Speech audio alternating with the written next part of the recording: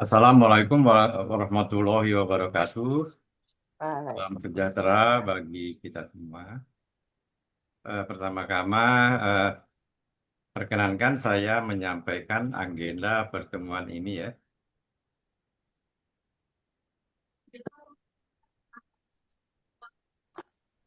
Kelihatan? Ya, Bentar. Eh,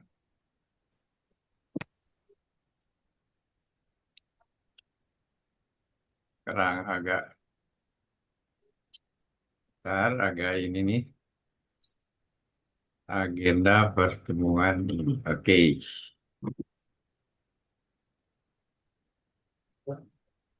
Baik, kita ingin sampaikan agenda pertemuan ini sebagai berikut.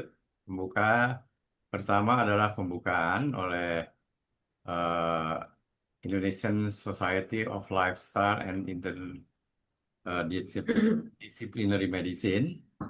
Kemudian sesuai dengan acara, kita akan sampaikan juga presentasi nanti dari Dr. Gentiani Irma Katrina Narere, CNCT, lalu presentasi dari Dr. Rulani, ya istri saya.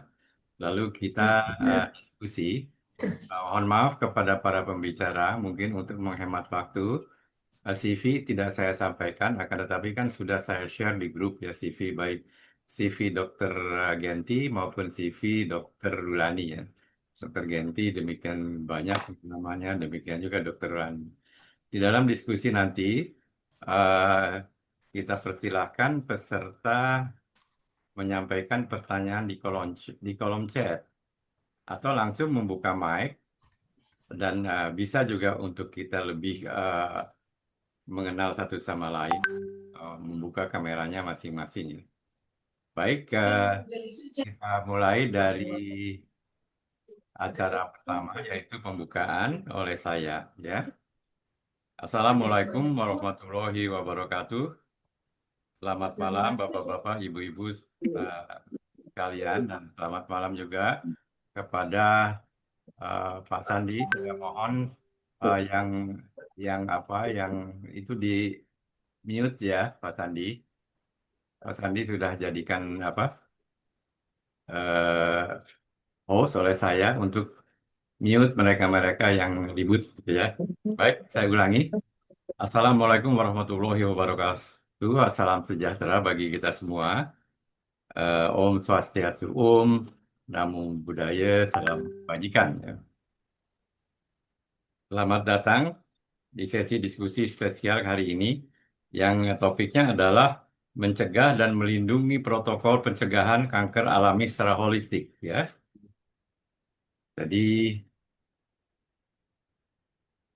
saya atas nama komunitas sangat merasa antusias melihat sampai sekarang ini sudah 47 orang yang hadir dan kelihatannya akan bertambah terus ya untuk membahas topik yang sangat krusial ini, yaitu bagaimana kita membangun tameng alami. Tameng alami ya yang kokoh di dalam tubuh kita sendiri. Hari ini kita beruntung ditemani oleh dua pakar hebat yang siap berbagi wawasan yang mendalam. Pertama adalah Dr. Gentiani Irma Katrina CNCT yang akan mengupas tuntas mengenai protokol pencegahan kanker alami dan holistik ya.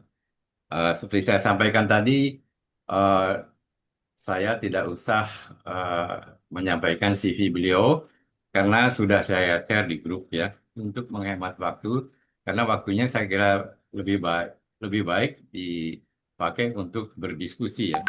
Kemudian saya sampaikan terima kasih juga kepada Dr. Rulani yang akan menjelaskan kepada kita secara ilmiah mengapa kita perlu suplemen ya. Di sini ada agenda suplemen nih. Suplemen kunci untuk perlindungan sel ya. Nah, di dalam pembicaraan ini Anda sekalian, ibu-ibu dan bapak-bapak, silakan bertanya bukan suplemen untuk kanker saja, tetapi suplemen-suplemen untuk disease lainnya, apakah itu diabetes, apakah jantung, apakah yang lain-lain. Silakan ya. Eh, Selanjutnya kepada Bapak-bapak, ibu-ibu kita, ibu sekalian, kita tahu bahwa pencegahan jauh lebih baik daripada pengobatan.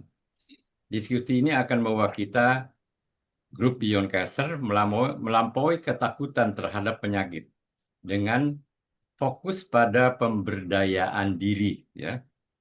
Selama 1,5 jam, sekitar 1,5 jam, atau mungkin kalau Anda berminat, diskusinya bisa kita sedikit berpanjang, ya.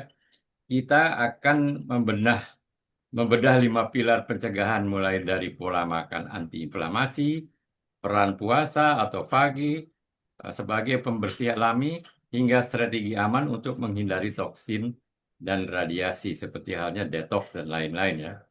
Tujuan kita sederhana, memberikan Anda strategi ilmiah, alami, dan holistik agar Anda dapat kembali ke rumah dengan cetak biru yang jelas untuk melindungi kesehatan sel-sel Anda. Jadi, siapkan catatan Anda, ajukan pertanyaan Anda, dan mari kita mulai perjalanan penting ini dengan mengadakan diskusi pada malam ini.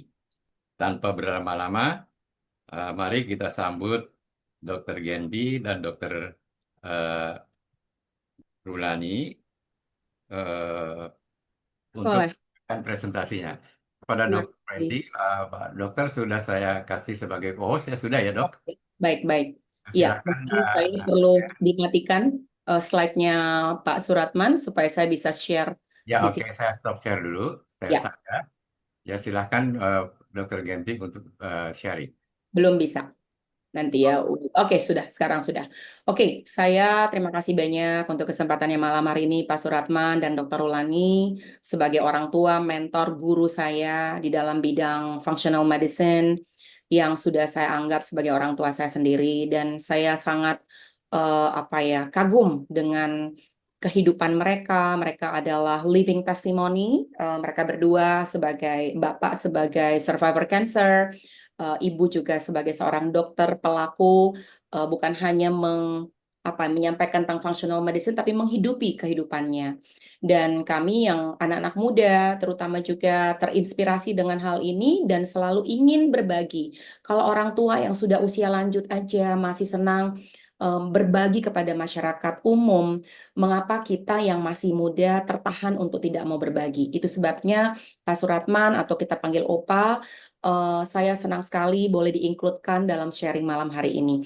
Nah, tadi pagi saya bilang ke Opa, saya ini menyiapkan sekitar 10 slide, boleh nggak? Karena ini kan sebenarnya tentang diskusi. Tapi ternyata dalam persiapannya, saya kok agak punya beberapa slide yang saya ingin sampaikan, boleh ya, Opa? Jadi mungkin sedikit lebih dari 10 slide, bolehkah? Silakan, Eh, silakan.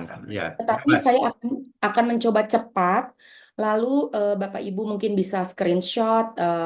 Saya belum bisa membagikan slide saya karena itu adalah it's my personal reason. Tapi boleh di screenshot untuk disimpan sebagai knowledge kita semua. Jadi saya mungkin langsung aja mulai sedikit dengan apa yang sudah saya siapkan. Boleh ya? Oke, let's get started with this one. Ini kelihatan atau saya pakai slide satu aja ya? Nampak, Satu. nampak, Oke, nampak. ini bisa Ya, ya? ya, ya. Oke, ini sedikit. Karena kan tujuan kita memang akan bahas banyak diskusi. Diskusinya ini akan banyak sekali berputar soal makanan, suplementasi, detoksifikasi. Jadi mungkin nggak apa-apa, kita akan brief go through sedikit tentang apa yang ada di dalam klinik saya, apa yang kita kerjakan. Boleh ya, sepakat ya? Oke, ini adalah, saya nggak usah bahas CV saya, sudah ada nanti di dalam grup. Tetapi saat ini saya berpraktek sebagai dokter yang mempraktekkan ilmu functional medicine, atau mungkin zaman dulu kita bilang integrative medicine. Saya sudah ada di Jakarta, klinik ini sejak tahun 2008.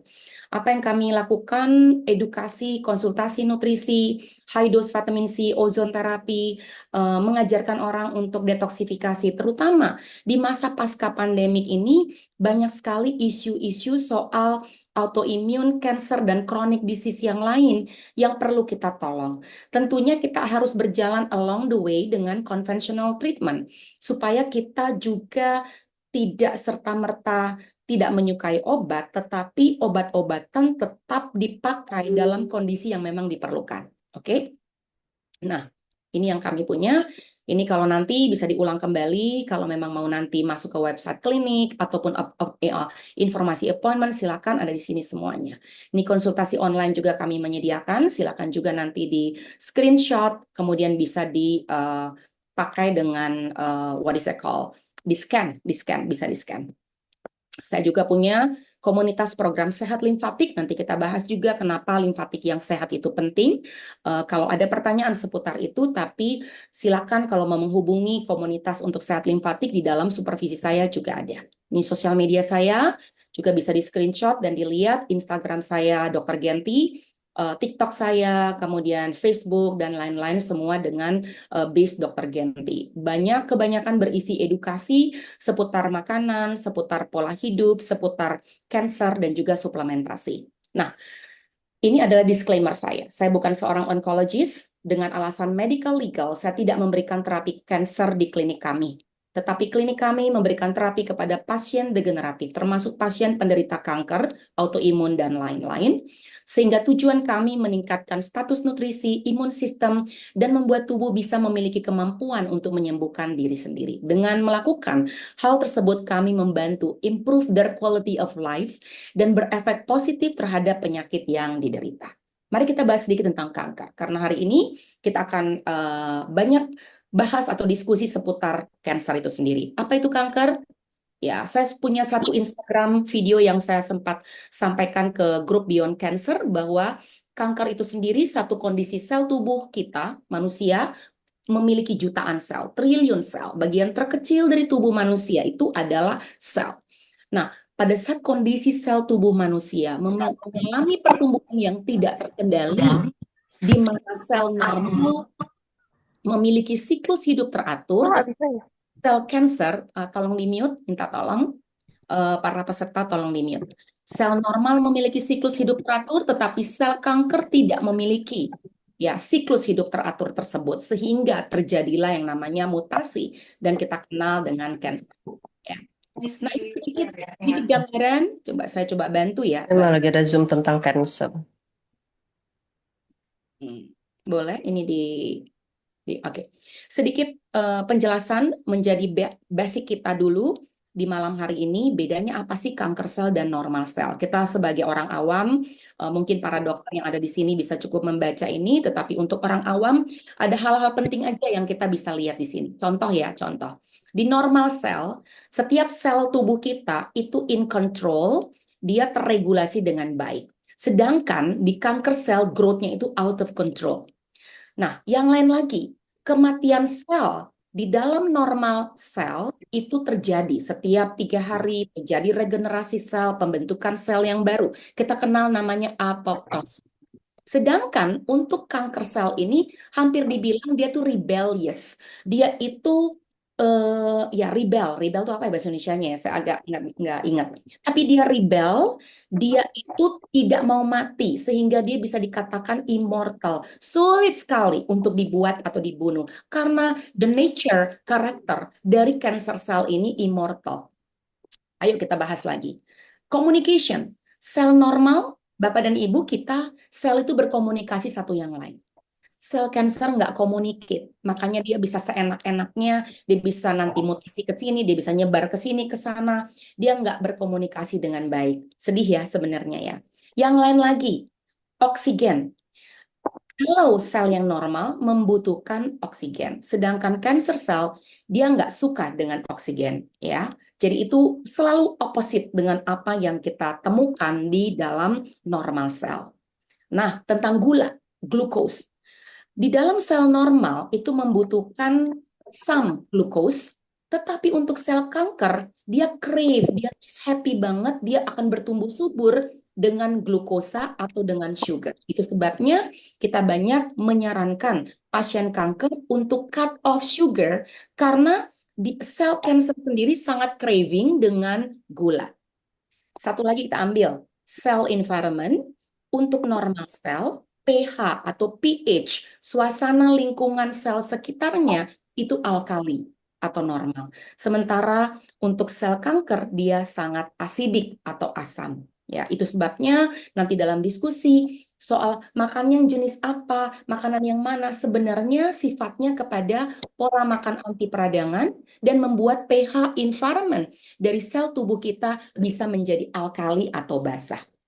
Sedikit bahas ini ya, sebelum nanti banyak pertanyaan yang muncul. So, kontribusi faktor yang mengkontribut terjadi kanker itu apa saja? Apakah memang 100% itu genetika? Orang tua saya, nenek saya ada kanker, apakah saya juga bisa mengalami itu? Yes, betul, tetapi mungkin hanya 1-5%. 95% adalah faktor yang saya tulis di dalam slide saya ini. Paparan radikal bebas, zat-zat toksin atau karsinogenik, misalnya contoh dari bakaran-bakaran sate, dari arang, itu sifatnya karsinogenik. Contoh ya, plastik, parfum-parfum, itu semua sifatnya juga karsinogenik. Gaya hidup, stres, faktor lingkungan, makan makanan yang tinggi lemak, mengkonsumsi alkohol yang berlebihan, tidak berolahraga, obesitas, dan beberapa infeksi virus tertentu juga mengkontribut terjadinya kanker.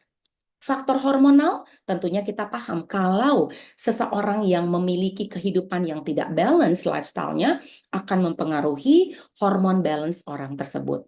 Bagaimana dengan penuaan? Tentunya selama kita menua, pastinya sel tubuh kita juga terjadi penuaan. Risiko kanker selama perjalanan usia kita semakin menua, risikonya semakin sering meningkat karena mulai terjadi kerusakan DNA di dalam selnya dan stres berkepanjangan.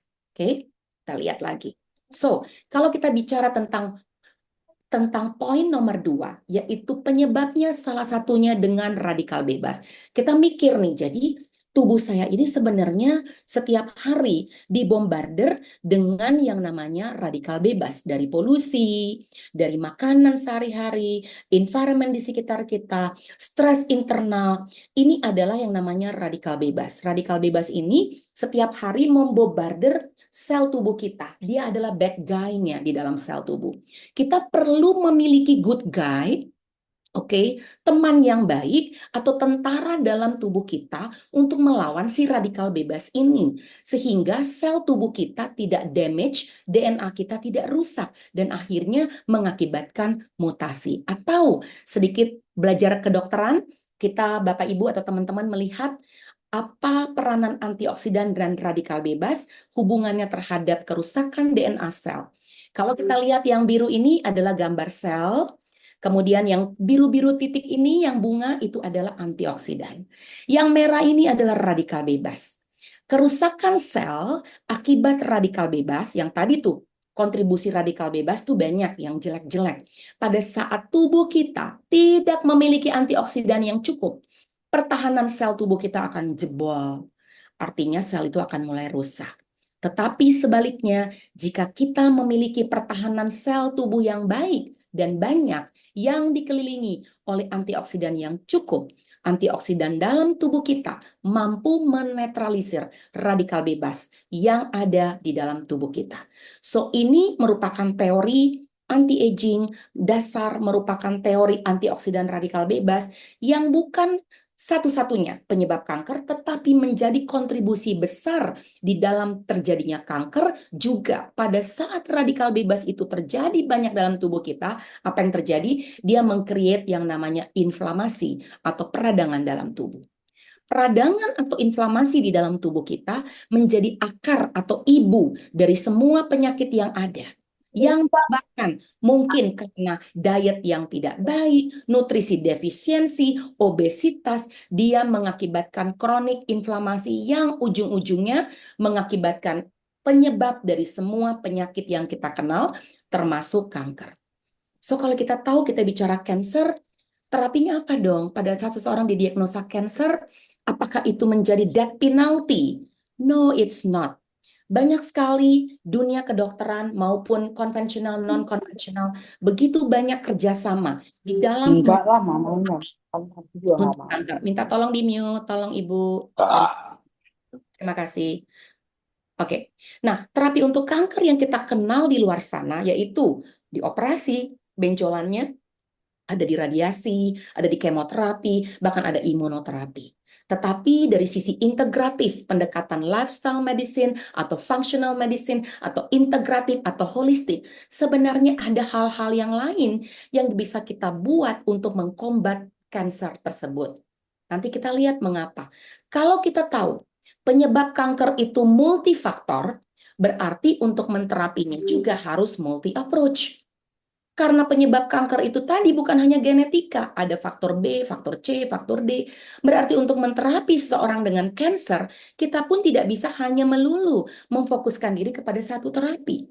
Tetapi kita harus memulai membuka open mind pikiran kita bahwa harus ada multi approach.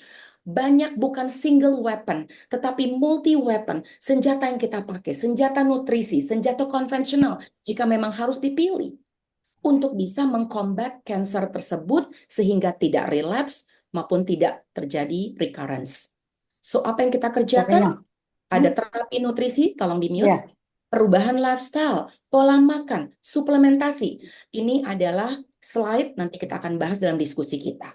Vitamin D penting sekali bagi pasien kanker maupun non-kanker. Melatonin, magnesium, ada banyak obat-obatan termasuk ivermectin, mebendazole yang dipakai saat ini berjalan bersama dengan pengobatan kanker dan juga disertai dengan obat-obatan ini. Dan kita harus mulai terbuka. So, selain hal itu, ini juga merupakan beberapa terapi untuk pasien Udah kanker. ketemu. Itu, tolong di-mute. Reduce high dose. Bentar ya, saya mute dulu. Sepertinya saya harus mute all. Oke, saya mute all aja. Jadi nggak terganggu. Terima kasih. Kita tolong. Terima kasih. Jadi terapi untuk kanker, selain yang slide sebelumnya, kita juga melihat ada infus high dose vitamin C. Kok bisa ya? Nanti kita bahas dalam pertanyaan-pertanyaan yang muncul. Ozon terapi, kok bisa? Kenapa diberikan ozon terapi? Sel kanker tadi kita bilang dia nggak suka oksigen. Pada saat kita memberikan oksigen yang baik di sekitar sel kanker, dia akan mati. Dia nggak suka. Itu sebabnya ozon terapi dibutuhkan. Vitamin D terapi, vitamin B terapi, hipertermia, olah nafas. Ini semua bersifat komplementer dan supporting bagi kita. So, nutrition approach terapi atau functional terapi berupa lifestyle, perubahan lifestyle, emotional healing, terapi komplementer, terapi suplementasi. Kata kuncinya apa? Ini sangat dibutuhkan bagi pasien kanker maupun non-kanker untuk pencegahan. Oke? Keywordnya apa? Sebenarnya bagi kita, imunitas. Mengapa itu penting? Nanti kita bahas dalam banyak pertanyaan diskusi nanti di kita. Nah, seberapa penting penderita kanker hal-hal yang harus dia lihat di awalnya? Perubahan pola perilaku termasuk mengubah mindsetnya, bahwa dia bisa berubah kok pola hidupnya. Kita ini yang tidak kanker, kita mau mencegah kanker, kita suka makanan yang hanya enak, bukan makanan sehat. Apakah bisa kita ubah pola perilaku tersebut? Sangat bisa. Saya bisa berubah. Jika kita berkata pada diri kita bisa berubah, pasti kita bisa berubah. Emotional healing, forgiveness, tidak memiliki grudge mental yang sulit untuk memaafkan. Itu penting sekali bagi penderita kanker maupun yang ingin mencegah kanker. Memutuskan dengan berjuang untuk melakukan day by day dengan memiliki never give up spirit. So, strategi bertahan penyintas kanker ini ada praterapi, ya ini Pak Suratman Opas sering menyampaikan, ada pasca terapi, ada remisi, ada mencegah relapse. Yang kita inginkan apa? Mereka ini perlu di guidance, perlu komunitas, pola hidup sehat, sehingga survival rate mereka bisa lebih tinggi. 10 tahun, 20 tahun, 30 tahun. So, apa yang kita kerjakan? Kita mulai intervensi. Apa yang harus dikerjakan bagi pasien-pasien yang sudah terdiagnosa kanker? Saya harus menyiapkan apa buat mereka? Selama mereka lagi kemoterapi, harus dipersiapkan apa? Setelah sudah remisi, harusnya di ngapain sehingga mereka mencegah relapse. Bagi pasien yang pencegahan kanker, praterapi ini bisa dipakai sebagai pencegahan protokol untuk kanker. Nah, ini akan kita bahas juga makannya seperti apa. Saya bahas sedikit, kasih ya preview sedikit aja. Sebenarnya tidak ada hal yang istimewa karena menurut saya kalau ngomongin pola hidup sehat, waktu yang terbanyak yang akan kita buang untuk penjelasan dan discussion adalah pola makan. Saya bisa makan ini nggak ya? Saya boleh makan ini nggak ya? Sebenarnya intinya makan dan makan. Sebagai orang yang ingin mencegah kanker, sebagai orang yang sedang dalam terapi kanker, tolong dipahami, ini sebenarnya sangat penting pola makan yang harus kita adopsi setiap harinya. Sebenarnya tujuan apa? Apa tujuannya kita melakukan terapi pola makan terhadap pasien-pasien kanker yang sederhana bagi kita butuh konsumsi makanan untuk membuat lapar si sel kanker tersebut. Dr. William Li, dia mengatakan seperti ini sejak 10-15 tahun yang lalu. Saya sangat suka dengan konsep dokter yang satu ini. Dia mengatakan, can we starve cancer? Bisakah kita membuat sel kanker itu kelaparan sehingga kanker itu nantinya karena dia tidak diberi makan, dia mati dan akhirnya dia nggak bisa berfungsi lagi? Jawabannya yes. Didasari dari konsep angiogenesis. Konsep angiogenesis ini apa bagi teman-teman Bapak Ibu?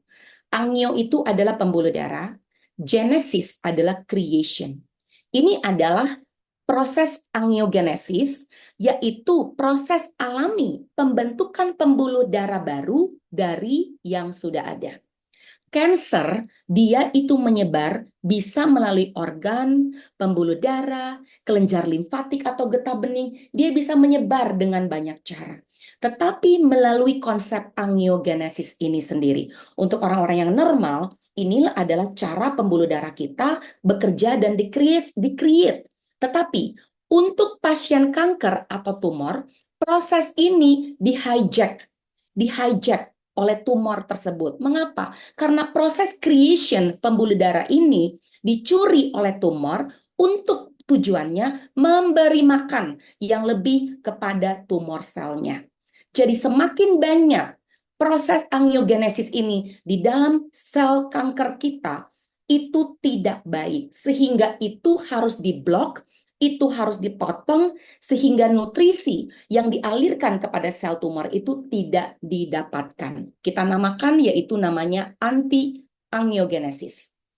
Bagaimana caranya? Itu bisa kita dapatkan ternyata melalui makanan-makanan yang ada di sekitar kita. Kita nggak usah bahas, silakan screenshot, nanti kita bahas satu persatu. Tetapi juga dengan terapi dari dokter konvensional yang mereka lakukan yaitu terapi anti-angiogenesis juga. Ada mungkin teman-teman yang pernah terapi kanker mendapatkan yang namanya Avastin, Erbitux. Ini adalah obat-obatan yang dipakai untuk memblokage proses makanan yang diberi kepada sel tumor tersebut atau kita bilang anti-angiogenesis.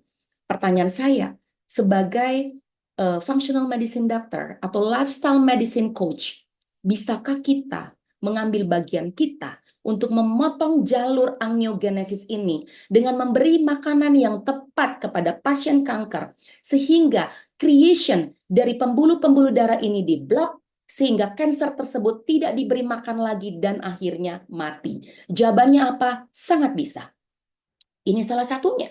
Kita banyak sekali belajar tentang sayur-sayuran yang sifatnya anti kanker, sifatnya anti angiogenesis. Silakan di screenshot, kita nggak akan bahas, saya sudah berikan. Ini contoh lagi salah satu makanan anti inflamasi yang Bapak, Ibu, dan teman-teman harus fokuskan.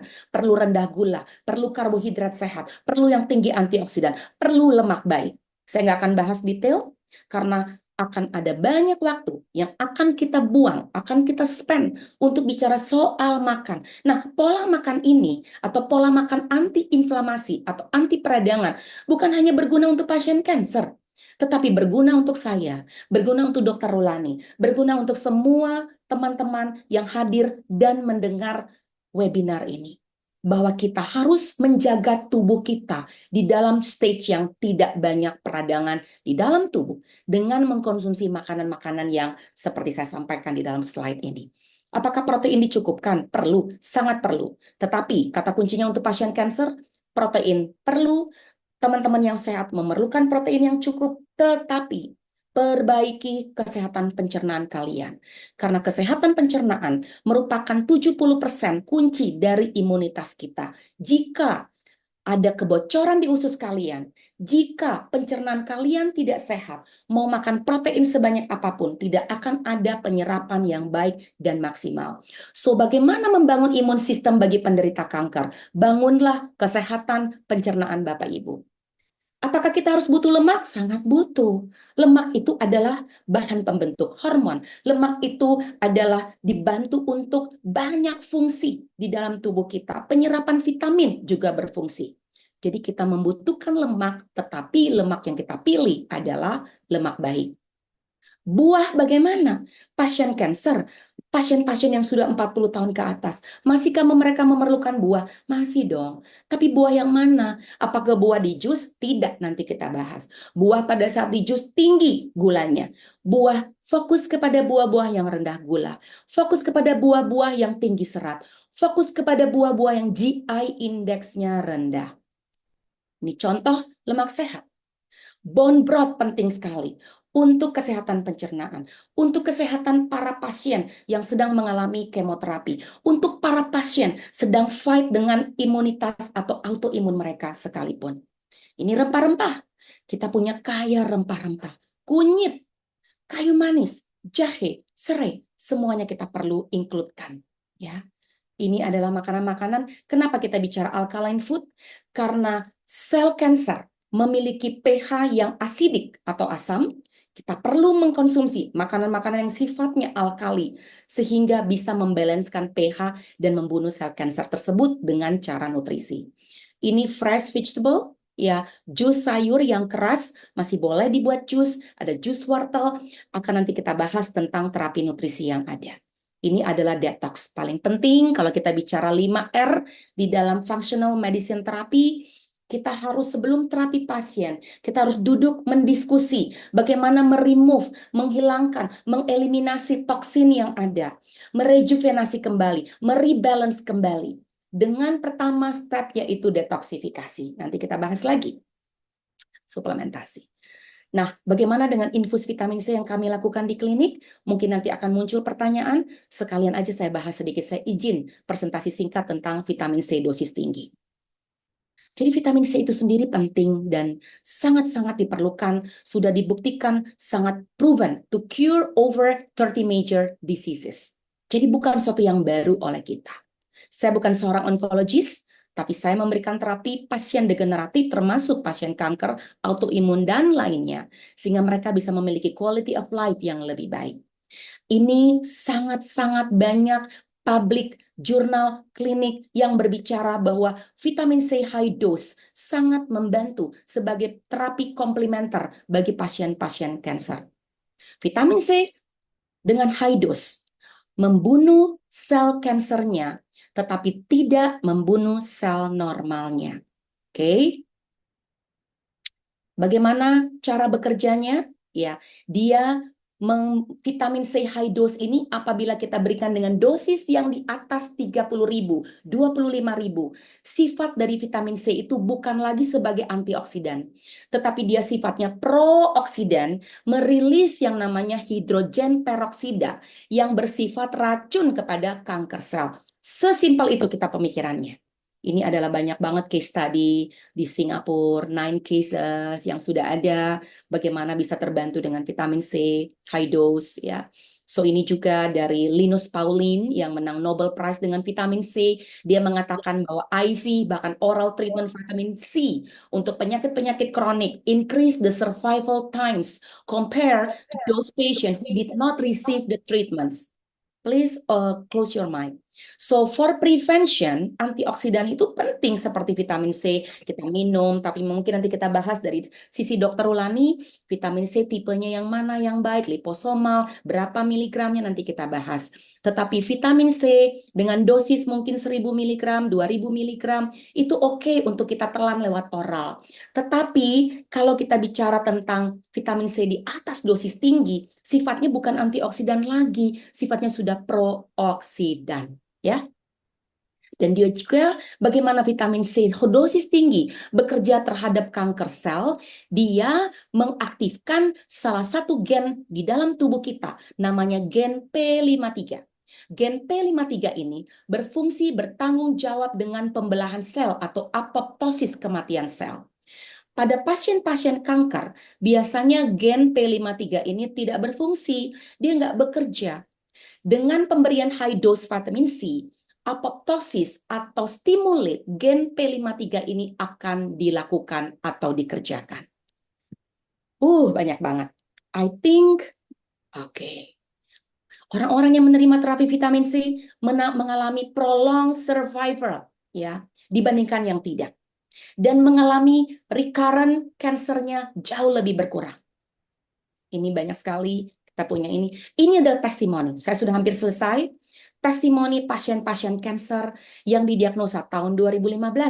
Dia tidak kemo, kasus A, dia hanya dioperasi, menerima vitamin C dosis tinggi 100 kali di pasien di klinik kami. Enema Cafe, suplementasi lengkap, perubahan lifestyle, sehat sampai sekarang. Pasien tahun 2016 datang usia 71, menerima kemo, operasi, sudah menerima 180 kali vitamin C, sehat sampai sekarang. Pasien tahun 2021, usia 30, limfoma terapi, menerima kemo, operasi, vitamin C, suplementasi, sehat sampai sekarang. Artinya, vitamin C ini bisa berjalan bersamaan dengan kemo bagi yang memilihnya, bagi juga yang tidak memilihnya, bisa berjalan bersamaan. Sedikit boleh? Saya berikan sedikit video dari apa yang terjadi di klinik saya, satu sedikit video singkat. Hai, saya Genti dari Live Tree Clinic. Aku mau sharing dengan Elvina part kedua. Oke, aku pengen ngomong tentang mental health. Waktu kamu pertama kali didiagnosa cancer, kamu Hai, saya Genti dari Live Tree Clinic. Aku mau share. Hai, saya Genti dari Sorry. Oke, sorry about that. Let me get ini sebentar aja. Hai guys, Genti dari Live Tree Clinic bersama one of my best friend, Elvina. So, aku cuma mau cerita briefly sedikit. Nggak apa-apa ya aku share? Boleh? Elvina saat ini sedang mengikuti program kemoterapi ya untuk breast cancer. Tetapi satu hal yang saya amazing dari kamu, selama proses kemo, banyak orang yang mengalami efek samping. Mual, muntah, bahkan nggak bisa beraktivitas. Bahkan mungkin dokter kamu sempat kamu ke luar negeri ya untuk kemo ya? Ke Penang. Dan dokter di sana mungkin Udah wanti-wanti banget. Efek sampingnya mual, muntah, segala macam deh. tapi ternyata tidak, dan dia bisa beraktivitas bagus banget. Dan sebenarnya kuncinya kamu ngelihat apa? Makannya diubah, Semuanya diubah, Dok. kemudian suplemennya kamu minum, Always. disiplin ya. Terus Pastinya. kamu menerima terapi-terapi di Live Tree juga, Oh, harus. harus. Bahkan sering banget, dok saya mau terapi. Oke, ya kita akan lewat dan itu sekitar 3-4 tahun yang lalu pasien saat ini sudah bersih, sudah sembuh dan masih dalam kondisi remisi, tetapi dalam 5-10 tahun pertama, 5 tahun pertama terutama setelah didiagnosa bersih, pasiennya tetap harus aware bagaimana terapi nutrisi ini tetap harus dijalankan. Ini juga adalah pasien stage 4 dari kanker yang sudah menyebar di mana-mana dan juga sangat-sangat terbantu dengan terapi dari kami. Luar biasa apa yang mereka dapatkan. Ini juga pasien dengan limfoma maligna saat ini juga masih selalu dan semakin sehat dengan terapi yang didapatkan. Nah, mungkin ini yang harus kita lihat bahwa kenapa orang yang sudah di kemoterapi kok kadang-kadang sudah dibilang sembuh bisa muncul lagi. Ini adalah sel kanker di terapi. Setelah sudah diterapi mungkin mungkin ada yang mati ya, hilang, tapi ada satu sedikit aja yang mungkin ketinggalan yang tidak tahu sehingga membutuhkan menjadi relapse. Waktu dia relapse dia semakin tidak fun atau tidak lucu sebenarnya setelah dia relapse. Oke? So, disease center kita memview cancer sebagai musuh sehingga kita ujung-ujungnya kita mau tembak aja. Sedangkan conventional oncology yang mereka lakukan juga tidak salah, tetapi fokus mereka ya surgery, kemoterapi, radiation, dan itu tidak salah karena itu bagian spesialisasi dari mereka. Tetapi yang diperlukan lagi yaitu nutrition approach, rebuilding the whole person, healing the person. Okay, it's not killing the person, but healing the person. Itu yang kita lakukan. So the patient center promote healing, restore immunity, ensure ability to eat, sleep, and bisa tertawa. Ya, oke itu mungkin dari saya, Opa. Mudah-mudahan bisa memberkati komunitas ini dan nanti bisa dibuka dengan diteruskan oleh Dr. Ulani dan saya kembalikan ke moderator. Terima kasih. Baik, terima kasih Dr. Genti. Selanjutnya kita akan berikan kesempatan kepada sebentar saya remove dulu.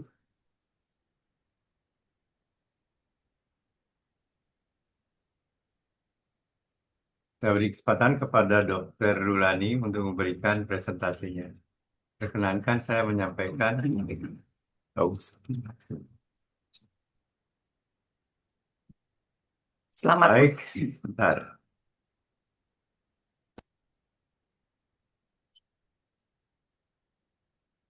Ya, selamat. Selamat malam para teman-teman sekalian. Saya akan membahas mengapa kita perlu suplemen. Dan saya memakai ini dengan sebuah pendekatan fungsional untuk kesehatan yang optimal.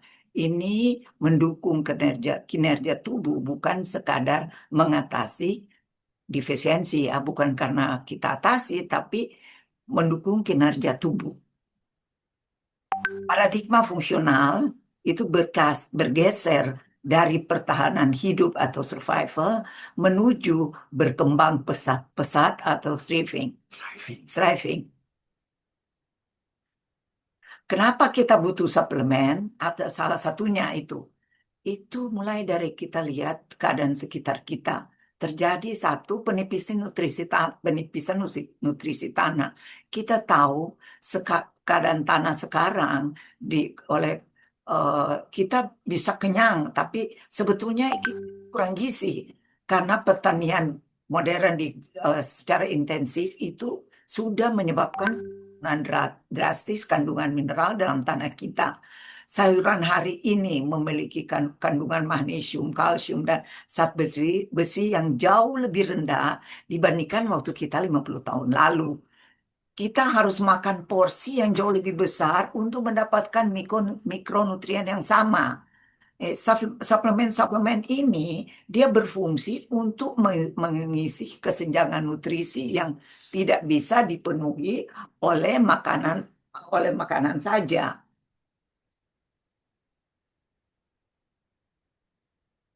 Nah, kedua, itu oleh karena di hati kita sudah ada banyak beban toksin, ya. Kita tahu bahwa salah satu untuk menghilangkan toksin itu kita kerjakan di hati. Jadi ada beban detoksifikasi hati. Kalau kita banyak makan semua yang berupa kimia-kimia itu tidak boleh ada di tubuh kita. Kimia-kimia ini harus dibuang, dan biasanya proses itu yang saya bicarakan di sini adalah proses detoksifikasi di hati. Karena itu, jangan heran kalau kita dokter itu akan selalu periksa SGOT, SGPT, untuk semuanya untuk fungsi-fungsi hati yang benar itu harus kita periksa dia normal tidak. Sebab kalau tidak normal, bagaimana proses detoks bisa berjalan? Paparan toksin ini itu ada di kita, misalnya kita dapat dari udara, kita dapat dari pestisida, logam-logam berat. Logam berat itu bisa kita dapat dari plumbum dari tempat-tempat ini loh, air minum yang masuk di sekarang sih pipa-pipa, ya, sekarang sudah masuk pipa-pipa, ya itu. Kemudian bahan-bahan kimia rumah tangga bisa juga dari, apalagi kita pakai alat-alat, masih alat-alat yang pakai aluminium, pakai alat-alat teflon, itu kan semuanya penuh dengan logam berat, ya. Dan ini setiap hari kita pakai itu bisa juga meningkatkan beban kerja di hati secara eksponensial. Belum lagi dengan cowok-cowok, saya lihat banyak yang suka pakai gambar-gambar di badannya itu loh, gambar-gambar tato-tato itu penuh. Kalau di Bali itu saya lihat penuh orang dengan tato-tato. Itu kan bisa menyerap, ya.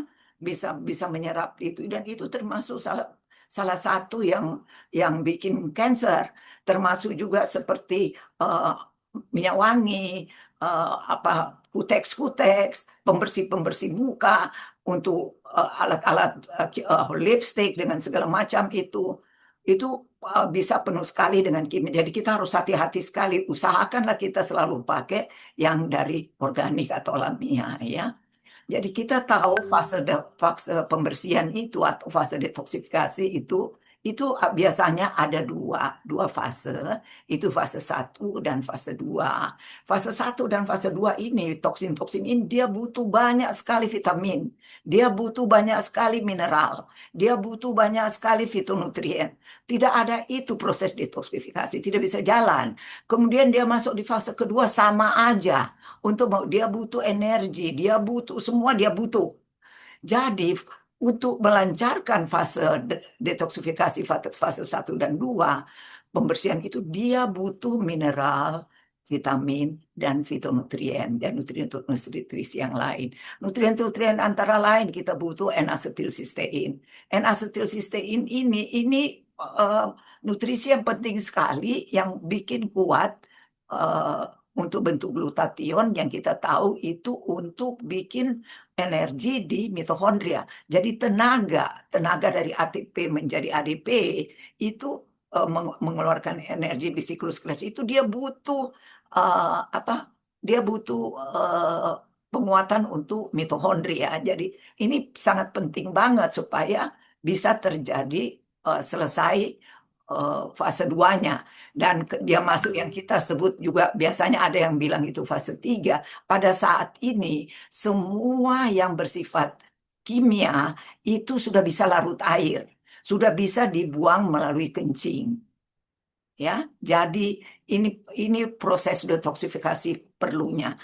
Tetapi kalau ada gangguan SGOT terjadi kelainan, SGPT ada kelainan, ya berarti dia tidak bisa kerja. Berarti proses detoksifikasi tidak bisa terjadi. Berarti toksin-toksin makin menumpuk di dalam tubuh, yang lama-lama bisa akan merubah struktur dari alel-alel di DNA RNA. Nah, nanti lama-lama itu yang menjadi salah satu perangsang untuk terjadi cancer ataupun autoimun, ya. Belum lagi penyakit-penyakit yang lain seperti diabetes ataupun hipertensi. Nah, ketiga, kenapa kita butuh suplementasi? Karena itu di GTS tambah tua, itu kita punya kelainan usus itu makin lamban, ya, makin bermasalah. Jadi sedangkan kita tahu sistem imun itu paling banyak itu 70% itu adanya di usus kita. Jadi kita tahu itu ada proses apa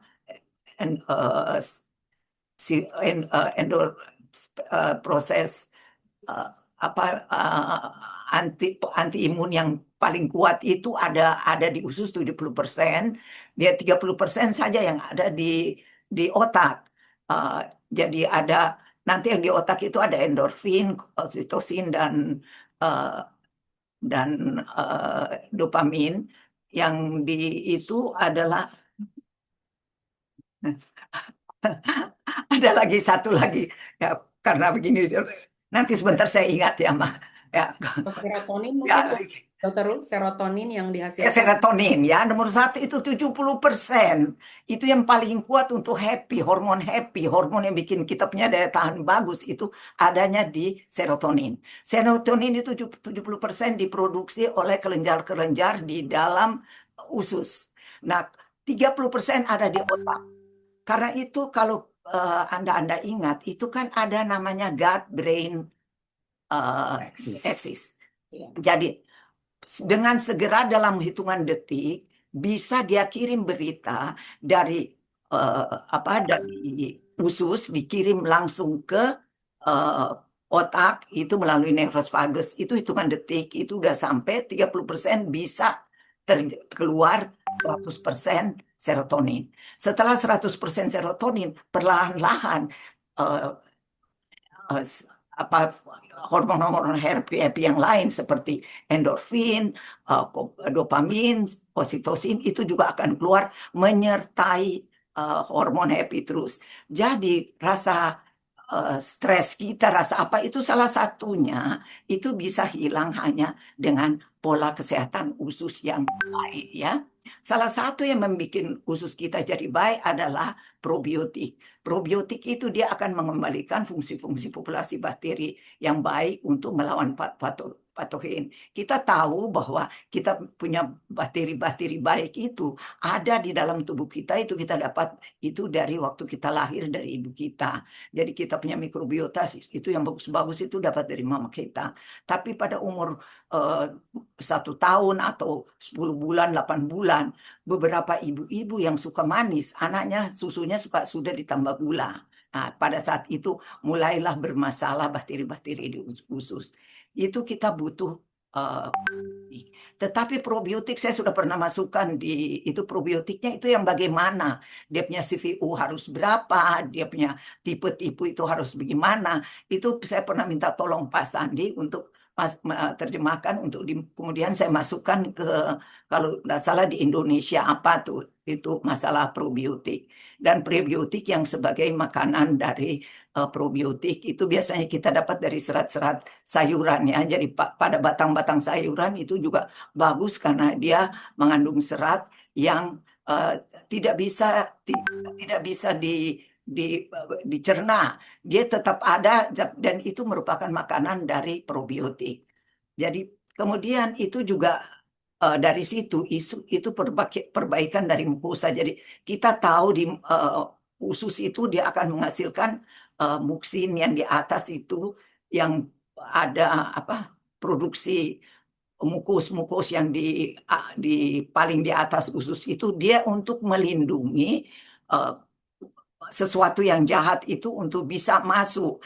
Kalau seandainya muksin itu kurang, maka ada dari antara sel-sel usus itu ada namanya satu ikatan, ada kalau nggak salah 3 ikatan yaitu itu namanya tight junction. Kalau tight junction ini putus, ini yang kita sebut usus bocor atau terjadi leaky gut.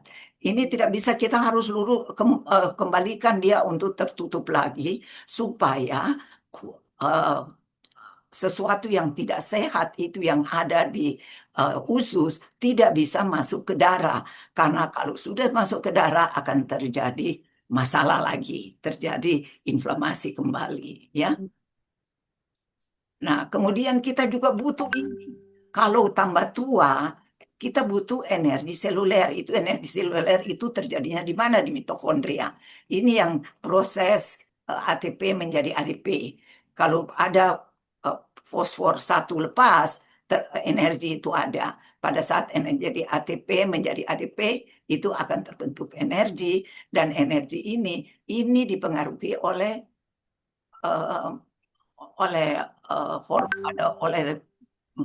mineral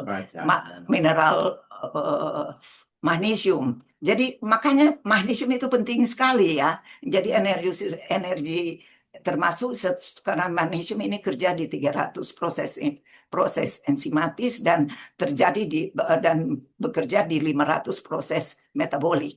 Jadi dengan begitu banyak kita tidak usah takut kita terlalu kelebihan makan magnesium. Karena apa? Begitu banyak magnesium itu dipakai dari ujung otak sampai ujung kaki. Semua proses-proses itu butuh magnesium. Dan salah satu yang membuat energi mitokondria itu bisa bekerja, di situ ada satu koenzim yang kita sebut biasanya dia busi. Busi kalau di mobil itu ada busi supaya energinya keluar itu CoQ10. CoQ10 ini ada di dalam mitokondria. CoQ10 ini akan jadi masalah kalau kita makan statin. Jadi statin kita mesti hati-hati supaya CoQ10-nya kita tidak lama-lama tidak rusak, tidak habis. Dan untuk merangsang pembentukan CoQ10 itu kuat dan segala masalah jadi bagus, itu kita butuh alpha lipoic acid. Kita biasanya kasih sekitar 600 mili karena ini akan menolong pembentukan glutathione yang bagus untuk membuat energi di mitokondria.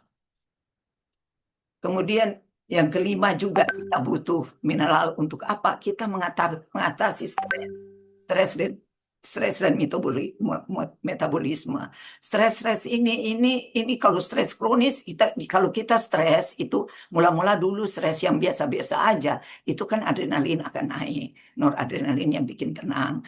Tapi kalau noradrenalin dipicu keluar terus keluar, lama-lama dia akan merangsang kelenjar adrenal yang di atas ginjal itu akan memproduksi hormon kortisol. Kortisol ini sebetulnya dia bagus, tapi kalau dia berlebihan sedikit, dia udah jadi masalah yang merusak. Dia akan menguras kita punya vitamin B1, B kompleks, vitamin C, kemudian vitamin pantothenic acid atau B5 itu juga akan dia blok. Jadi akhirnya terjadi kelemahan dari sistem imun. Nah, kita bisa mengatasi solusi ini dengan kita pakai adaptogenik, itu biasa misalnya ashwagandha atau rhodiola. Ashwagandha itu banyak ya, sudah dijual suplementasinya untuk mengatasi stres ya. Kemudian resistensi insulin itu akan timbul itu kalau diet tinggi karbohidrat dan terlalu banyak makan karbo, kita punya sel itu jadi tidak peka terhadap sinyal-sinyal yang insulin beri. Sebetulnya kalau insulin itu kan dia yang mengatur kadar gula. Waktu saya mahasiswa itu diajar itu insulin sama sel sama insulin itu seperti kunci dan lubang kunci. Kalau kunci itu, insulin itu sebagai kunci nanti yang membuka, kemudian glukosa bisa masuk ke sel untuk bikin jadi tenaga, energi. Tetapi oleh karena selalu makan gula terus, lama-lama orangnya jadi gemuk, selnya juga jadi gendut. Akhirnya lubang kunci dan anak kunci tidak cocok. Jadi biarpun kita makan gula itu tidak bisa masuk ke dalam sel, dan sel itu tetap lemah. Jadi orang sudah makan teh manis tetap rasa lemah. Karena apa? Tenaga energinya nggak bisa dipakai. Jadi ini yang mulai timbul dari akar dari sindrom metabolik yang makin lama orangnya makin gendut, makin obes ya. Jadi solusinya itu memang jadi terjadi diabetes type 2. Solusinya itu kita biasa pakai chromium sama berberin. Chromium itu saya sudah bicara-bicara di grup itu. Chromium itu pernah ada salah satu dokter dokter Erik itu pernah saya ikut, dia kasih itu chromium itu sebagai FTG, faktor toleransi glukosa. Jadi makin banyak chromium di otak, makin kita tidak mau manis. Setiap kita makan manis, sel di otak akan berkurang chromiumnya dan keinginan kita makin manis bertambah. Jadi begitu kita makan manis lagi, chromium di otak turun lagi. Jadi orang itu tambah lama selalu tambah rasa ingin manis, suka kue, suka es krim, suka segala macam. Itu jadi serat sedang jadi. Tapi kalau kita beri chromium dan berberin, ini dia bisa membantu kita untuk meningkatkan sensitivitas insulin secara alami. Nah, jadi kebutuhan khusus nomor 1 dari lansia juga, itu kan kita tahu ya, kalau sudah tua, sudah banyak sekali penurunan dari fungsi-fungsi organ alami. Pada lansia itu suplementasi itu bukan pilihan, melainkan satu kebutuhan terapeutik karena untuk faktor fisiologis. Dia tidak bisa jalan yang baik kalau dia tidak suplementasi magnesium yang cukup ya. Karena pada saat pencernaan juga terjadi penurunan dari asam lambung. Asam lambung itu jangan pikir itu masalah. Asam lambung itu penting sekali karena asam lambung itu harus selalu di bawah 2 pH-nya. Kalau dia naik ke asam lambungnya, maka enzim yang mencerna protein besar yang terutama dari daging itu tidak bisa lagi tidak bisa dicerna. Jadi ini akan menghambat B12 maupun protein. Jadi vitamin B12 maupun protein. Kemudian kulit, kemampuan untuk mensintesis vitamin D juga tambah kurang karena faktor tua ya, jadi sudah lebih tidak peka lagi. Kemudian otot-otot itu karena kurang jalan, kurang bergerak, otot-ototnya uh, makin habis. Ya, itu yang kita sebut sarkopenia. Dia butuh asupan protein, jadi protein itu nanti akan jadi asam amino yang lebih tinggi. Kita bisa pakai dengan bone broth, dengan apa itu untuk membesarkan otot. Ini kita lihat dua suami istri dengan muka yang happy, itu bisa jalan, itu kelihatan itu untuk menambah fungsi untuk olahraga dan segala macam. Kemudian herbal-herbal yang bagus, yang lebih dari bumbu kita butuh seperti kunyit segar, jahe, suplemen herbal. Itu kunyit itu bagus sekali. Itu dia kayaknya kerja di semua ya. Untuk kanker dia pakai di Jerman itu sudah ada kunyit yang bisa dipakai untuk infus untuk cancer. Dia bisa pakai untuk infus. Nah, sedangkan kalau kurkumin itu dia itu termasuk antiinflamasi kuat. Jadi dia semacam antibiotika. Dia bisa uh, uh, tombol NF-κB itu kan yang selalu bikin masalah di DNA. Itu di tingkat DNA itu kurkumin itu bisa dia bisa uh, blok ya supaya tidak terjadi banyak peradangan. Kemudian jahe atau gingerol, jahe itu bisa sebagai antibiotik alami, dia bisa bantu di lambung untuk meredakan mual dan nyeri sendi. Kemudian sambiloto itu raja pahit di Indonesia itu paling banyak kita pakai sebagai imun untuk melawan infeksi virus dan bakteri. Jadi kesimpulan, suplemen dalam pendekatan fungsional adalah alat untuk memulihkan keseimbangan, melindungi sel, mengoptimalkan fungsi organ di tengah tantangan lingkungan modern ini. Jadi kita betul-betul itu jangan menstop suplemen.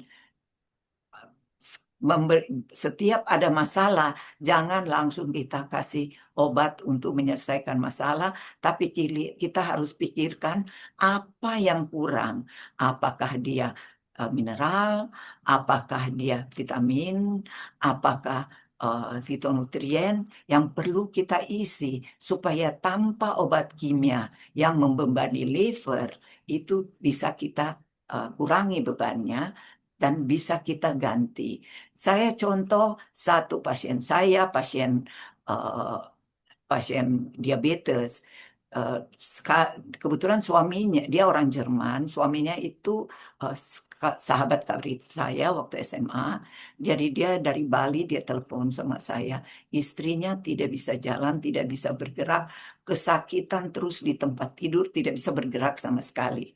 Saya tanya dia obat-obat apa yang dia minum. Dia minum itu atorvastatin dengan sebanyak 80 miligram. Saya juga heran kok 80, kita biasanya pakai atorvastatin. Atorvastatin itu cuma 20 ya. Kemudian saya lihat, loh kok tidak ada kelainan sama sekali. Kok kenapa dikasih atorvastatin 80? Katanya untuk mencegah jantung. Lah, ternyata setelah dia tanya sama saya bilang coba aja kasih magnesium glycinate. Magnesium glycinate coba dikasih magnesium glycinate, saya kasih 3 kali 400 mili, itu dalam 3 hari, rasa sakit ototnya itu semuanya itu hilang, dan dia sudah bisa duduk, dia bisa berjalan, bisa apa, dan dia berenang, akhirnya sekarang dia sudah mulai jalan. Sekarang atorvastatinnya saya minta diganti yang lebih aman itu rosuvastatin atau Crestor ya biasanya itu yang mahalnya. Nah, itu sekarang pasiennya sudah oke. Pasien kanker pun pernah saya pakai hanya dengan pola hidup sehat, kanker prostat, itu hanya dengan hidup sehat, dengan apa, tanpa operasi, tanpa kemo, tanpa apa itu. Saya coba aja dalam 3 bulan pola hidup sehat, dia punya PSA bisa menurun signifikan. Kemudian dalam 6 bulan, kalau nggak salah, dia punya PSA sudah di bawah normal. Jadi sekarang pasiennya masih tetap hidup sehat saja tanpa Sudah ada normal, bukan normal, sudah normal. di bawah normal. Ini Ya. Nah, ini di sini ada diabetes, ada kebutuhan suplemen pada orang tua. Ini bisa dibaca di sini aja ya. Ya, penurunan fungsi suplemennya itu apa-apa aja, penurunan dan untuk dia waktu diabetes itu kita butuhkan kalau untuk sensitivitas insulin kita butuh berberin karena dia meniru efek metformin baca ada yang di- membantu. dibaca ada ya. Nanti dibaca aja pasien-pasien ya ini semuanya. Jangan sampai tidak makan EPA dan DHA ya. EPA itu penting sekali. Ini untuk penyakit jantung dan kardiovaskuler itu kita perlu sekali EPA dan DHA. Jadi pasien yang suka mulai lupa-lupa, susah ada gangguan kognitif atau gangguan DHA itu penting banget. Jadi Nanti baca ibu-ibu aja. bisa baca aja. Jadi nanti dilihat di sini apa-apa aja nanti bisa ditanya ke saya mengenai tekanan darahnya, mengenai integritas pembuluh darah, elastisitas dan apa, dan peran fungsi singkat. Halaman berikutnya saya ini Iya, sudah. Bisa dibaca aja semuanya di sini ya. Kemudian pada kanker juga kita bisa lihat di sini, dibaca aja. Ini kurang lebih mirip-mirip dengan Genti ya.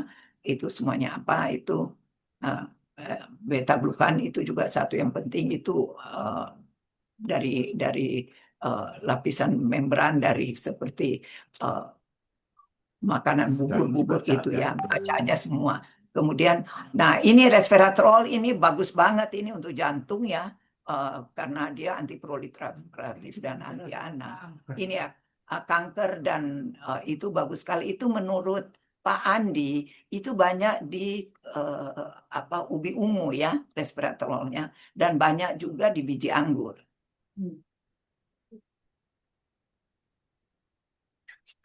Penyakit autoimun kita fokuskan dibaca aja di fokusnya pada keseimbangan imun dan integritas usus. Kita bagikan. Nanti kita bagikan kalau yang ini ya. Kemudian kurkumin itu senyawa aktif dari kunyit itu kurkuma longga ini maksudnya kunyit ya. Kalau Silakan dibaca. ya silakan dibaca nanti kita kasih dan kalau apa-apa yang mau ditanya bisa ditanya di grup ataupun di sini juga bisa ditanya.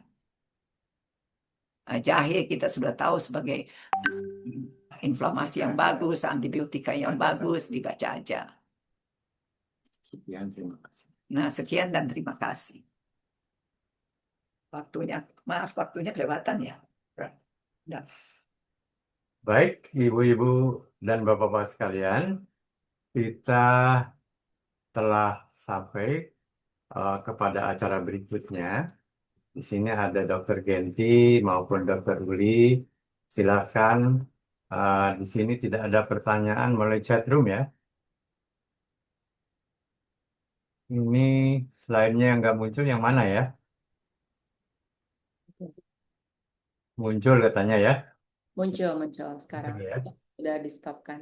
Nah, ini, jadi mungkin karena tidak ada pertanyaan melalui kolom chat, silakan bagi yang ingin bertanya, atau mungkin Dokter Genti ada tambahan? Boleh. Ya, mungkin Bapak Ibu, pertanyaan pertama, apakah bisa mengikuti apa yang kita sampaikan atau tidak? Jadi memang webinar seperti ini akan sangat seru jika kita punya interaktif antara pembicara maupun yang audiensnya. Mungkin dari saya yang mau ditambahkan bahwa bagaimana mencegah penurunan asam lambung. Oh ya, itu ada yang bertanya buat Dokter Rul, bagaimana cara menurunkan asam lambung? Ya, Bu Ninik ya pertanyaannya ya.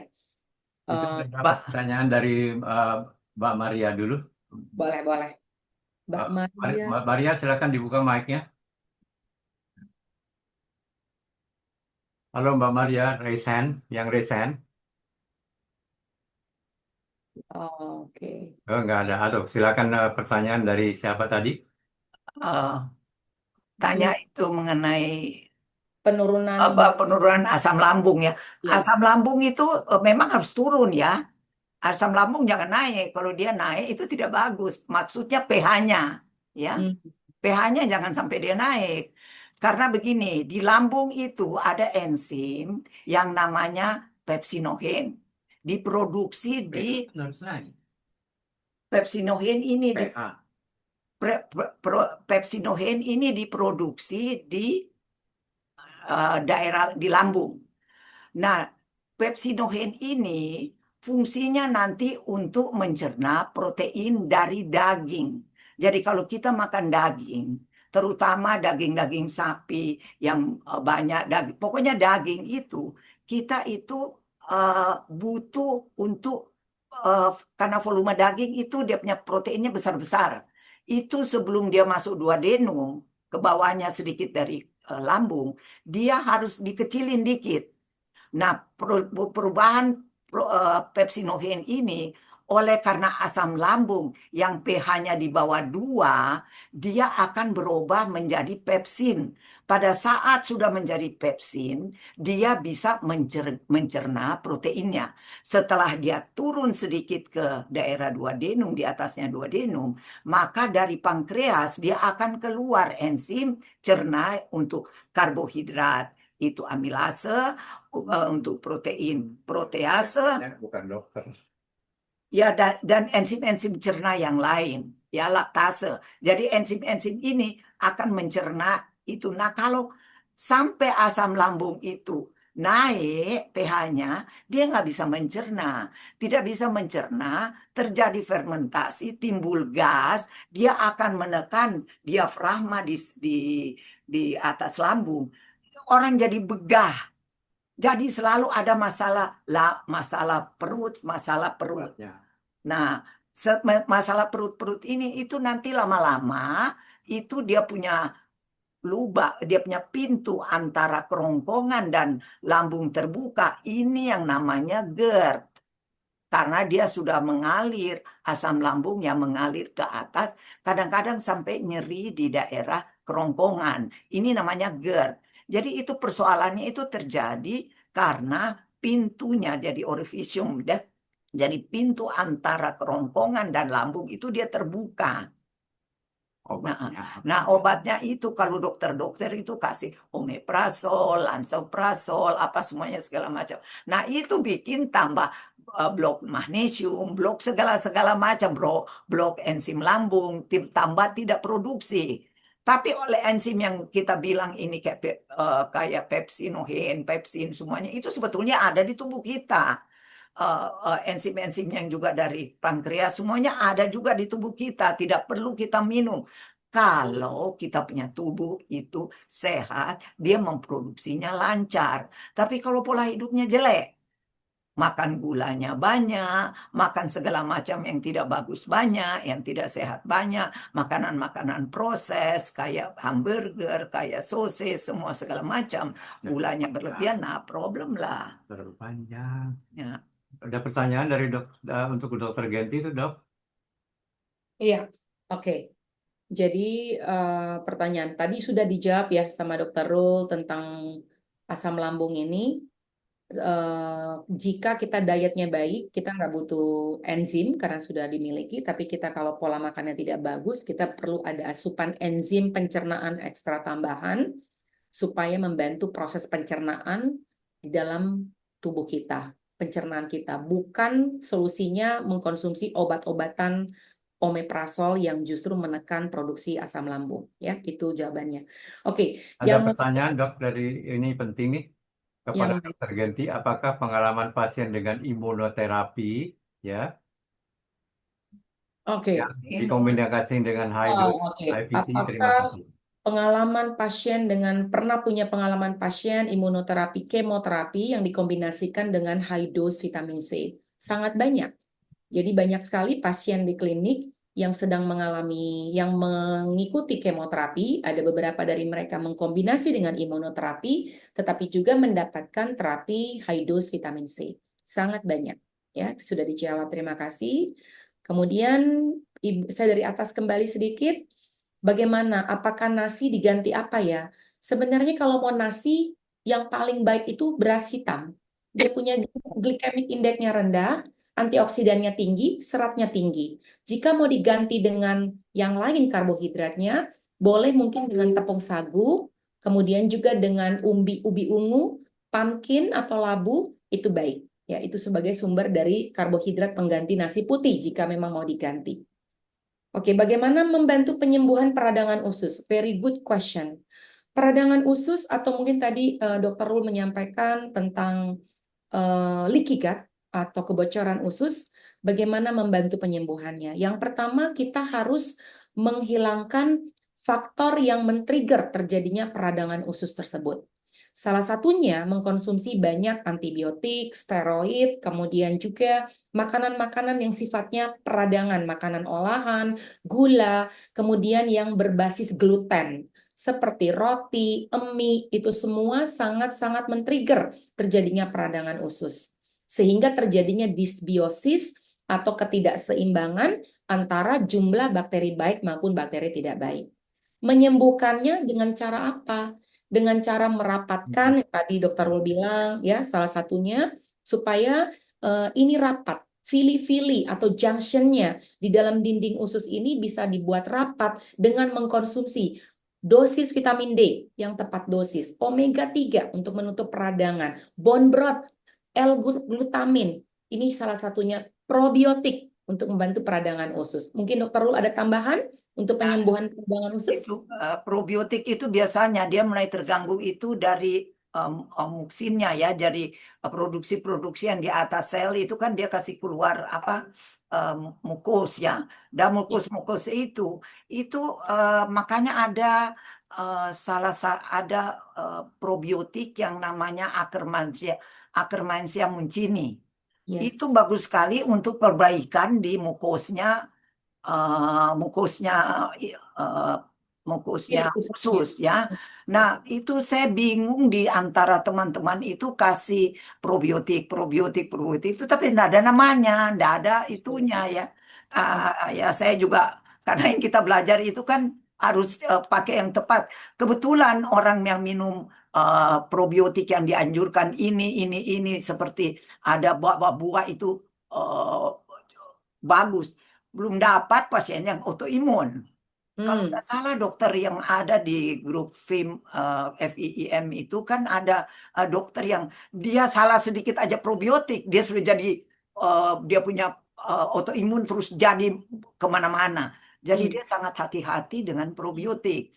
Jadi saya juga jadi bingung ini dia punya probiotiknya ini itu ekoenzimnya itu fit for one fit for all. Sedangkan di kita kan tidak bisa itu yang one fit for all ya. Kalau sudah terlalu banyak, ada banyak masalah itu kan nggak bisa. Iya, memang probiotik itu tergantung dari jumlahnya, berapa juta koloni, Iya, juga tergantung dari strain, jenis-jenis iya, dari antibiotik. iya. Dan memang akan baik kalau kita cycle Iya, probiotik harus ada tidak cycle-nya. selalu sama jenisnya, kita akan tukar. Dan memang ada beberapa yang memang dibutuhkan untuk seperti Saccharomyces boulardii, Ya, itu juga Saccharomyces boulardii itu juga kita dibutuhkan. butuh. Ya, Nah, dibutuhkan. Jadi itu ya mungkin kayak seperti mencret itu biasanya pada bayi itu kan biasanya mereka pakai lactobacillus reuteri, iya, ya kan? iya. Jadi saya bingung-bingung juga kalau asal kasih probiotik ya. Barangkali sih tidak masalah kebetulan, tapi kalau dia ada sesuatu yang itu dia bisa jadi tambah masalah. Iya, ya tadi Lactobacillus reuteri tadi obatnya di apotek namanya Interlock, itu bisa dilihat ya. Interlak makanya itu baby kita kalau pasien kasih interlak aja dia tapi dia minumnya 1 minggu lah kira-kira, tapi 3 hari aja mencretnya udah bagus. Oke. Untuk pasien osteoartritis perlu konsumsi suplemen apa saja, terutama ketika lutut sedang sakit dan kaku. Dokter Rul ada mau tambahan di sini? Ya, Pertanyaan. itu nomor kalau lutut itu kita juga mesti tahu dia kalau kiri kanan ya itu kan sudah termasuk autoimun. Tapi Hmm. kalau dia cuma satu itu bisa karena terlalu banyak pakai. Atau orang yang, makanya ya, kalau apalagi kalau sudah mulai eh, tua atau bawa beban, turun Overweight. tangga itu harus hati-hati. Hmm. Karena orang kalau turun tangga dia meloncat-meloncat, kita tahu kan bentuk daripada eh, tibia itu kan dia begini. Terus kemudian di atas itu ada eh, tulang tulang paha itu kan bentuknya begini.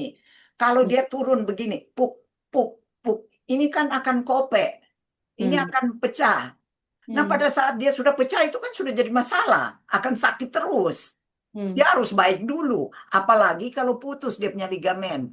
Ada ligamen lateral itu yang putus itu dia harus di repair dulu, tidak Ya, bisa tidak. ya, Jadi ya. kita harus tahu dulu dia apa. Nah, salah satu untuk yang sakit-sakit kayak begitu, jangan lupa magnesium. Hmm. Ya. Magnesium itu selalu harus ada. Hmm. Magnesium itu kerjanya di banyak tempat. Untuk jantung magnesium torat, untuk otot-otot yang supaya untuk olahraga magnesium malat, untuk apa otak magnesium trionat, untuk eh, eh, konstipasi selalu itu di itu kita butuh magnesium sitrat. Jadi itu ada banyak. Hmm. Dokter itu mesti hafal.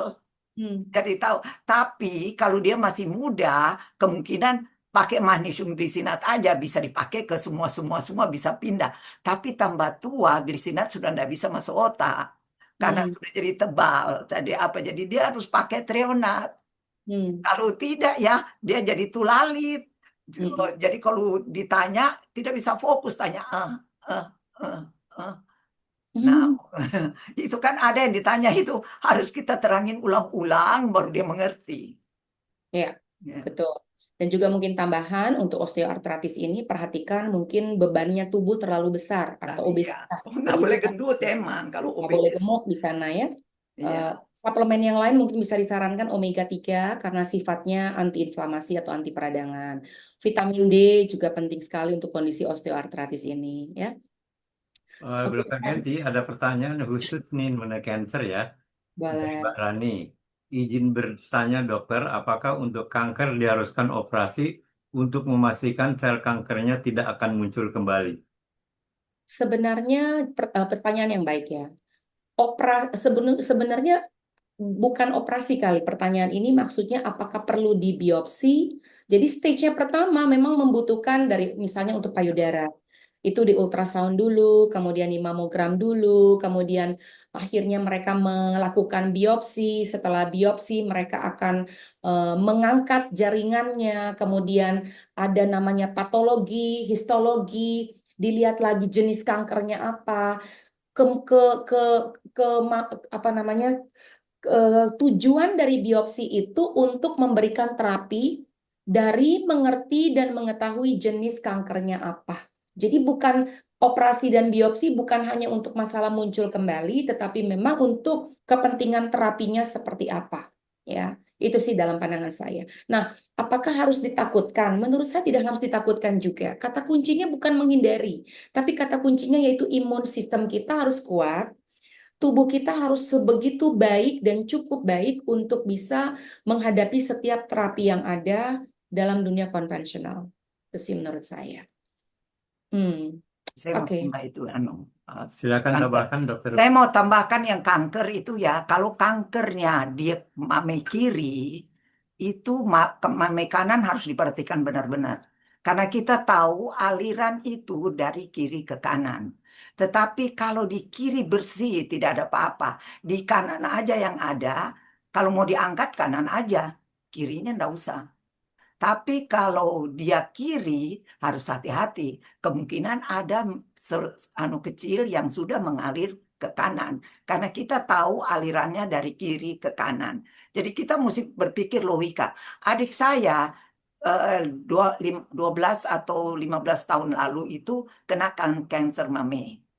Kena kanker mame itu di mame kiri. Dan kansernya itu dari dulu kan kita selalu kasih ajar pola hidup sehat ya.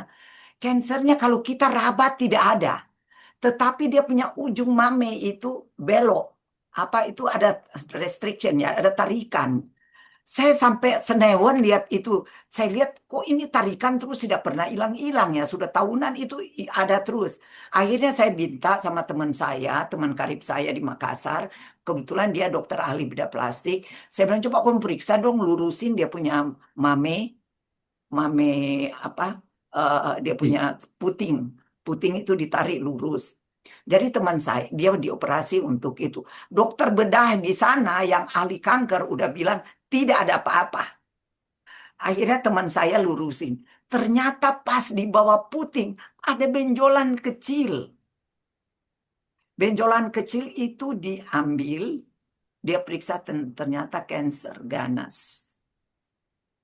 Tapi dia hanya ada di benjolan kecil. Kebetulan dia itu olahraga, suka makanan sehat dan apa ya. Jadi saat sudah dibilang begitu, saya kan takut. Saya bilang, sudah angkat total aja. Karena itu di mame kanan. Diangkat total aja, saya bilang. Kan di kiri tidak ada. Jadi diangkat mame kanan, total diangkat. Kemudian adik saya akhirnya mesti dikasih tahu. Saya bilang, karena adik saya waktu itu sudah 50-an juga. Akhirnya dia diangkat. Kemudian saya bilang, dia diterusin. Waktu itu ingat enggak kira-kira 15-20 tahun lalu ada Prof. Asmino dari uh, Universitas Surabaya itu Erlangga. Dia kena kanker paru kalau nggak salah ya. Habis itu dia minum sirip ikan hiu. Sirip ikan hiu itu di blender. Baunya ajubilah. Nah, waktu itu kita beli itu bubuk sirip ikan hiu. Itu anu sekali, tapi dia survive. Sekarang udah ada kapsulnya. Cuma saya nggak tahu di mana lagi dia jual sekarang itu ya. Nah, adik saya minum itu sama nanas. Dia makan nanas 2 sampai 3 sehari. Saya ambil bromelainnya. Hmm. Nah, dia itu sudah survive, itu sudah hampir, ini tahun ke-15 kali. 15 tahun lalu itu. Dia itu survive dengan ini hanya olahraganya nomor 1 itu memang ya pola hidup sehat 5 itu harus nomor 1. Tidur cukup, selalu olahraga, selalu gerak, nutrisi dan air harus selalu cukup, stress reconciliance dan hubungan sosial yang selalu baik. Kalau ini 5 kita bisa tangani, itu saya rasa toksin-toksin juga bisa pelan-pelan kita deplete. Dokter Genti, kita mau sampai jam berapa? Mungkin 3-4 pertanyaan lagi ya, terus kita Pertanyaan lagi ya. Dok, mana yang lebih dahulu diperbaiki, mitokondria atau perbaikan lambung pencernaan kalau ada masalah? Oh, ini tadi sudah dijawab ya. iya. Ya, mitokondria diperbaiki juga. Mitokondria itu gampang hitungnya ya. Itu hitung presentasi dari limfosit, monosit, ditambah kemudian dibagi 2 kalau lebih dari 70%, berarti dia punya mitokondria masih bagus. Kalau kurang dari 70%, berarti dia punya mitokondria masih jelek, sudah Nah, jelek. ini dari Bu Tuti mungkin bisa dijawab oleh Dokter Genti maupun Dokter Uli. Dok, suplemen apa untuk penyintas breast cancer? Juga suplemen dari rempah. Saya kira nanti bisa Ya, dia Iya. dijawab. juga jago itu. Silakan. Limfatik Dokter bagus Genti. apa? Iya, sebenarnya penyintas breast cancer ini penting sekali. Kita juga nanti ada protokol-protokol yang perlu dibuat. Tapi yang paling penting sebelum bicara suplemen, tubuh dari si pasien tersebut, terutama yang breast cancer, harus memiliki hormon yang baik, hormon balance yang baik. Itu pertama. Kemudian organ tubuhnya harus selalu konsisten ada pembersihan atau detoksifikasi. Karena suplemen ini adalah vitamin pendukung yang paling utama untuk membantu pasien untuk tidak relapse, bukan di suplemennya semata-mata, tetapi bagaimana lifestyle dia sehari-hari dari pola makan, hormon balance-nya, itu sehingga menurut saya harus dicek juga. Estrogennya seperti apa, progesteronnya seperti apa, tiroid hormonnya seperti apa. Jika memang once in a while bisa dikontrol hormonnya. kemudian detox livernya. Nah, kalau misalnya bertanya, tapi saya mau minta suplemen apa yang kira-kira untuk breast cancer? Pertama, antioksidan tetap perlu, kedua omega 3, ketiga vitamin D yang baik, tepat, dan ada di kompartemen, bukan kompartemen 1, tapi kompartemen 2, artinya dengan dosis yang cukup dan tepat untuk memproteksi tubuh ibu sehingga tidak terjadi relapse kembali. Ya, dan tentunya makanan-makanan rempah seperti kunyit, ya, kemudian serai, semua rempah atau spices baik, kontrol diet kita, olahraga, mental dijaga, ini juga yang paling penting untuk penyintas. Oke, mungkin itu dari saya. Nah, itu ada pertanyaan lagi nih, mungkin untuk kedua dokter. Nah, nanti sebentar, Mama lagi webinar. Dok, Ya. kalau cancer kan harus stop gula supaya membuat sel cancer lapar. Yang dimaksud apakah gula pasir? Iya. Kalau stevia, gula aren, madu asli, apakah boleh? Iya, sebenarnya kalau kita mengatakan starving, kita membuat sel cancer lapar, bukan hanya dengan menyetop gula. Ada banyak strategi yang bisa diberikan untuk membuat sel cancer lapar. Salah satunya yaitu mengurangi asupan gula di dalam diet kita atau pola makan kita. Apakah maksudnya gula pasir? Termasuk. Apakah saya harus sama sekali tidak mengkonsumsi gula? Tidak juga, karena kalau kita bicara gula, semua makanan yang kita konsumsi baik karbohidrat akan dikonversi juga menjadi gula. Tetapi kita memang harus sangat-sangat mengurangi konsumsinya. Misalnya kita masih mau makan madu asli, masih boleh menurut saya dengan limit yang tidak banyak, ya. Mungkin itu dari saya sih, ya. Madu hutan itu masih oke. Saya tambahkan ya, sebetulnya itu bukan gula, tapi karbohidrat simplex. Yes. Ya, karbohidrat simplex. Itu fruktose, itu juga termasuk gula. Itu banyak sirup-sirup, dia bilang, oh ini aman karena ini sirup fruktose. Ya enggak juga. Janganlah. Putih. Nasi putih, semua pokoknya ada 4P menurut Dokter Aris, 4P. Dokter Aris almarhum ya, 4P. Gula putih, nasi putih, mie putih, tepung putih ya, bukan yang tepung coklat. Ada white milk, white sugar, white salt, white flour, semua white yang putih. Ya, itu ada 5P. Oke, mungkin satu lagi, apakah pernah punya pengalaman multiple sclerosis dan apakah itu bisa sembuh dengan anjuran penderita MS? Menurut saya penyakit autoimun sangat bisa dibantu quality of life supaya memiliki remisi yang panjang. Dan pasien tidak tergantung dari obat-obatan terutama steroid yang akhirnya memberikan rebound efek kepada pasien itu sendiri. Nah, bagaimana terapi autoimun dalam hal ini? Ini sedikit terpisah pembahasannya, tetapi salah satu yang diterima pelajaran bagi kami yaitu dengan terapi vitamin D dosis tinggi, dan kita memiliki protokolnya untuk autoimun. Dan yang kedua, perhatikan kesehatan kebocoran usus atau kesehatan pencernaannya bagi penderita autoimun ini. Baik, saya kira waktu juga yang membatasi kita.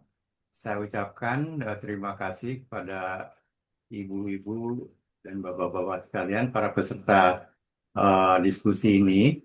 Dan terima kasih juga saya ucapkan yang sebesar-besarnya kepada Dr. Genti maupun Dr. Rulani yang telah memberikan presentasinya berkaitan dengan judul yang kita sampaikan tadi. Untuk itu saya kira kita akhiri diskusi kita pada hari ini sampai pada kesempatan berikutnya. Jika ada pertanyaan lebih lanjut, silakan bisa ditanya langsung kepada Dr. Genti, terutama kepada kliniknya. Barangkali Dr. Genti juga bersedia untuk konsultasi online, juga mungkin bersedia untuk menerima konsultasi di kliniknya di Jalan Hang Tuah ya Pak Dr. Genti. Yes, Hang Tuah Raya nomor 7. Ya, kliniknya namanya Life Tree ya. Live Tree Clinic bisa di Google, Ya, Live Tree Clinic atau Dokter Gentiani ada di Google. ya, dan ini sangat baik sekali karena betul-betul Dr. Genti memiliki pengalaman yang sangat banyak di dalam mengatasi pra-cancer, pasca, maupun pada waktu relapse dan lain-lain ya. Nah, dan semuanya dikaitkan dengan healthy lifestyle. Baik, terima kasih yang sebesar-besarnya bagi ibu-ibu dan bapak sekalian atas kehadiran ibu-ibu dan bapak-bapak. Maka dengan ini eh bentar ya. Pesan terakhir itu make your Ya, sebagai makanan sebagai obat, ya. dapur sebagai